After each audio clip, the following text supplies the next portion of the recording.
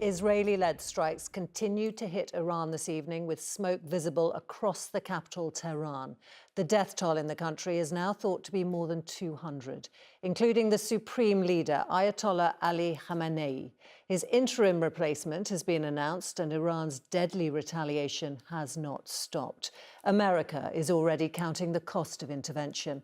Washington confirming this afternoon that 3 US service members have lost their lives, with 5 more seriously injured. Since first thing, Israeli forces backed by the Americans have been attacking Tehran. The IDF says it's focusing on the heart of the Iranian capital.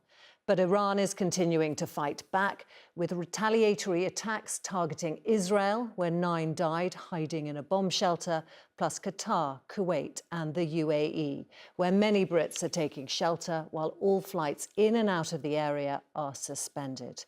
With the latest on the conflict, here's Robert Moore.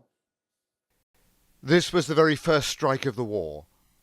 The newly released footage from the Israelis showing the bombing of the Supreme Leader's compound.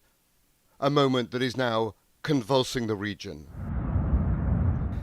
Today the strikes on Iran have continued without pause. Smoke billowing over Tehran. And the reaction on the streets indicates how deep is the divide. Some Iranians celebrating the US and Israeli strikes, hoping it will trigger the regime's collapse. But others mourning Ayatollah Khamenei's death and vowing revenge. There is no power vacuum, according to the Iranian foreign minister, who said Iran had every right to respond. We are defending ourselves, and we have every right, every legitimate right to defend ourselves. What the United States is doing is an act of aggression. And respond they have. Waves of drones have been launched. One penetrated Israel's missile shield and caused devastation and the loss of at least 9 lives. From an Iranian strike on an oil tanker in the Gulf of Oman to riots on the streets of Karachi. Here, a crowd of protesters attacked the US consulate in the city, breaking into the outer perimeter before security forces responded, killing several demonstrators. The conflict risks spiraling out of all control. The Pentagon has released this video of US forces firing short-range missiles at Iranian launch sites. And despite the first American casualties of the war, Trump allies in Washington have been praising the attacks as strategically justified. The mothership of terrorism is sinking. The captain is dead. Well done, President Trump. But Iran is showing it has retained some military capabilities, firing ballistic missiles, with the regime still intact and absorbing the attacks. Robert Moore, ITV News, Washington. Iran's retaliatory strikes have been felt across the Middle East, but nowhere more so than in Israel. At least 9 people died in a missile attack on the town of Bet Shemesh, while military facilities in Tel Aviv have also been targeted. From there, our senior international correspondent, John Irvine, reports. The odds are stacked against it, but not only did this Iranian missile evade interception, it struck a public bomb shelter full of people obeying the rules. At least 9 were killed in the town of Bet Shemesh, about 20 miles west of Jerusalem. When air raid sirens go off, the majority of Israelis are able to take cover, either in safe rooms at home or in public shelters. However, Iranian ballistic missiles have half-ton warheads, and even reinforced structures cannot withstand direct hits, which is what happened here.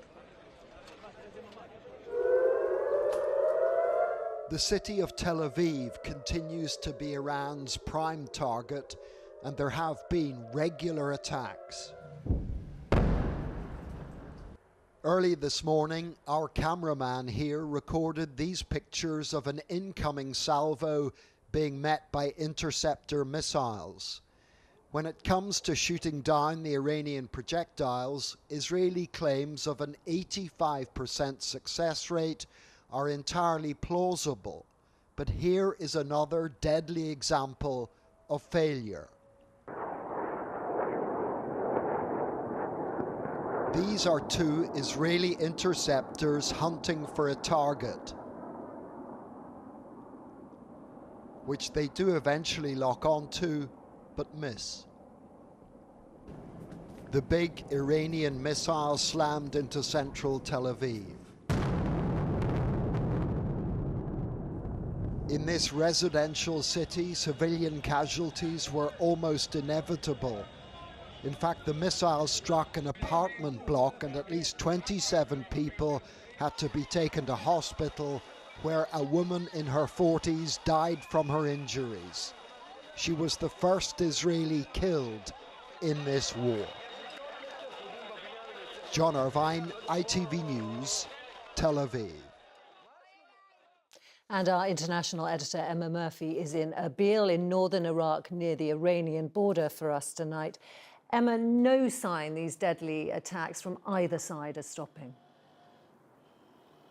No, day two has been a particularly vicious day, as we've heard from both Johnny and Robert there. And as we witnessed ourselves that when we got to Erbil just about an hour ago, there was a barrage of explosions. We heard some very, very loud explosions as interceptor missiles went up to try and stop an attack on the US base, which is just behind me. It seemed that they did manage to get some strikes directly on the base, and we understand that that was carried out by an Iraqi Shia proxy supporting Iran. So those proxies that have been talked about so much over the past months do appear now to be getting involved. In terms of the bigger diplomatic picture, President Trump says that the Iranians have approached and say that they want to talk, and he is willing to talk to them. But there is a great deficit of trust, and I think it will take quite some time to get to a point where they can get round a negotiating table. And until that point, this war will continue. Right, Emma in Erbil, thank you. British nationals are among the hundreds of thousands caught up in the chaos across the region, with major airports, including Dubai, closed until tomorrow at the earliest. Many Gulf Arab states are popular holiday destinations, and there are thousands of British expats in the UAE. Families locked down in their hotels have told ITV News the situation is terrifying. Charlie Frost reports. Flights grounded while smoke rises. Dubai, a much sought-after holiday destination and home to hundreds of thousands of Brits, now caught in the crossfire as Iran retaliates. The staff have been really good. You can hear the odd missile in the background. Kirsty Grayling was due to fly home today with her 2-year-old daughter and husband. But yesterday, from a restaurant, they saw Dubai's luxury Fairmont Hotel hit by a large explosion, forcing them to spend last night in a basement. It's just terrifying, really. It's also what sits uneasily is that the nature of the attack seems like quite sporadic. So I'm not sure if it was an accident or like debris that got loose or whatever. But there's a horrible feeling that if people are targeting tourist hotels, like what's going to happen next? But Iran says its drones and ballistic missiles are targeting US military bases in the Gulf.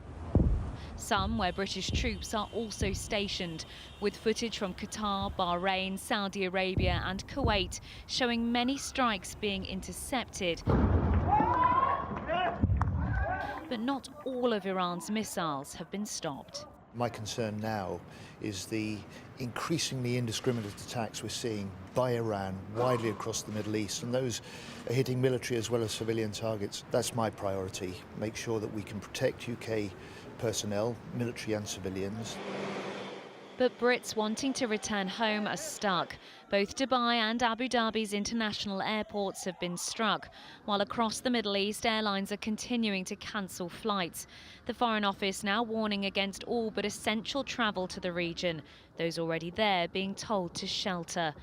Uncertainty and unease, the overwhelming feelings for both residents and visitors. Charlie Frost, ITV News.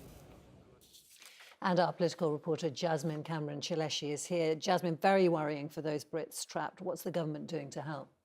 That's right. So the government says one of its immediate priorities is the safety of British nationals abroad. So the Foreign Office is encouraging Brits in countries like Bahrain to register their presence. And what this means in practice is providing an email address, passport details, so the FCDO knows how many people are in the area. And we understand that around 76,000 people have already registered. And the bulk of these are individuals in the UAE who are holidaymakers, those in transit. And given the level of air disruption, we understand that the Foreign Office is also looking at a range of evacuation routes. But certainly as this conflict goes on, the government's going to be under a lot of pressure to make sure all the British nationals in the region can get home safely and quickly.